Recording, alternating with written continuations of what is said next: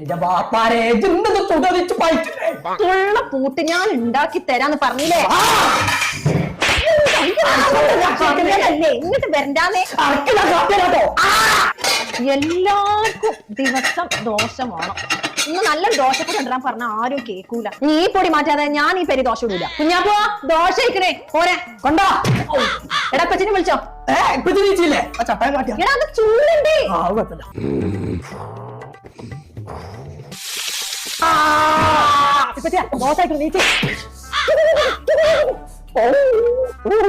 കഴിഞ്ഞ മണ രാവിലെ തന്നെ അൽഫാം ഉണ്ടാക്കി ദോശ ഉണ്ടാ തിന്നോളി.